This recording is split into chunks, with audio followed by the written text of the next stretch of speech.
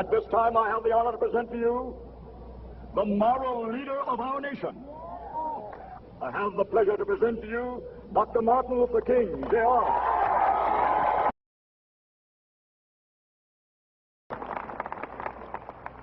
50 years ago, a great American in whose symbolic shadow we stand today signed the Emancipation Proclamation. This momentous decree came as a great beacon light of hope to millions of Negro slaves who had been seared in the flames of withering injustice. It came as a joyous daybreak to end the long night of their captivity. But 100 years later, the Negro still is not free. 100 years later,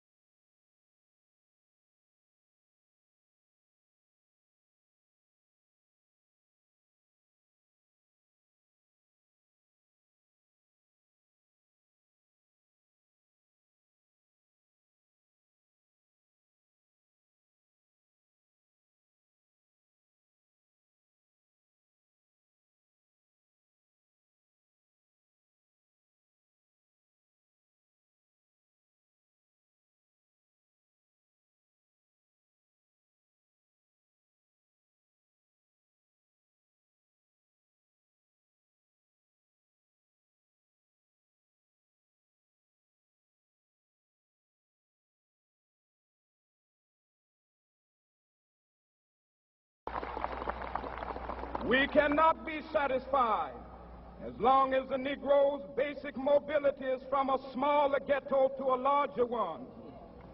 We can never be satisfied as long as our children are stripped of their selfhood and robbed of their dignity by signs stating for whites only.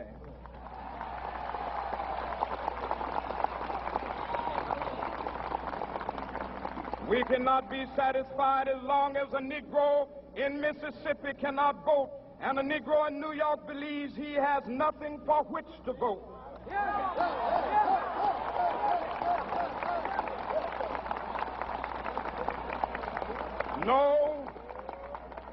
No, we are not satisfied, and we will not be satisfied until justice rolls down like waters and righteousness like a mighty stream.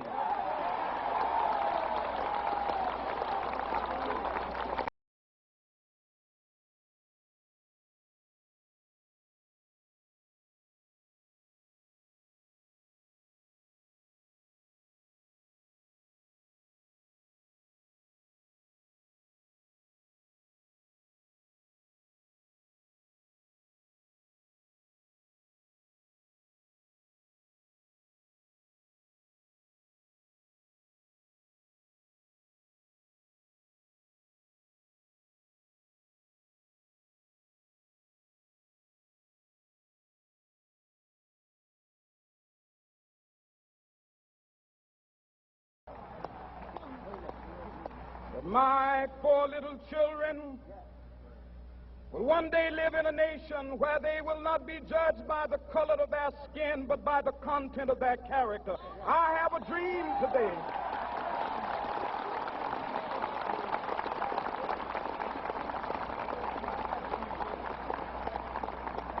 I have a dream that one day down in Alabama, with its vicious racists, with its governor having his lips dripping with the words of interposition and nullification.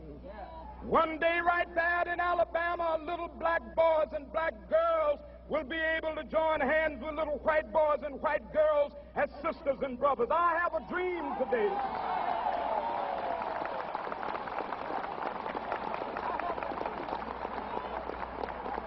I have a dream that one day every valley shall be exalted, and every hill and mountain shall be made low. The rough places will be made plain, and the crooked places will be made straight. And the glory of the Lord shall be revealed, and all flesh shall see it together.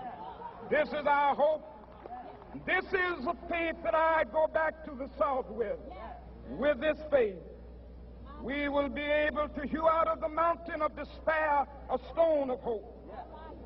With this faith, we will be able to transform the jangling discords of our nation into a beautiful symphony of brotherhood. With this faith, we will be able to work together, to pray together, to struggle together, to go to jail together, to stand up for freedom together, knowing that we will be free one day. This will be the day.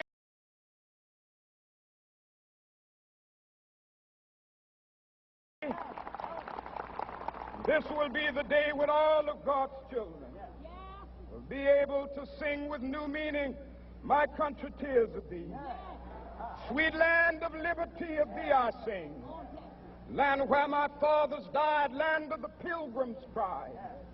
From every mountainside, let freedom ring." And if America is to be a great nation, this must become true. And so let freedom ring. From the prodigious hilltops of New Hampshire, let freedom ring. From the mighty mountains of New York, let freedom ring. From the heightening Alleghenies of Pennsylvania, let freedom ring. From the snow-capped Rockies of Colorado, let freedom ring. From the curvaceous slopes of California.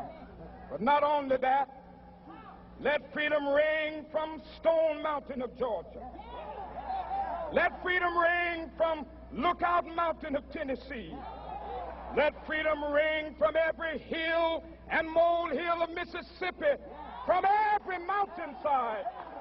Let freedom ring. And when this happens, and when we allow freedom ring, when we let it ring from every village and every hamlet, from every state and every city, we will be able to speed up that day when all of God's children, black men and white men, Jews and Gentiles, Protestants and Catholics, will be able to join hands and sing in the words of the old Negro spiritual, "Free at last, free at last, thank God Almighty, we are free at last."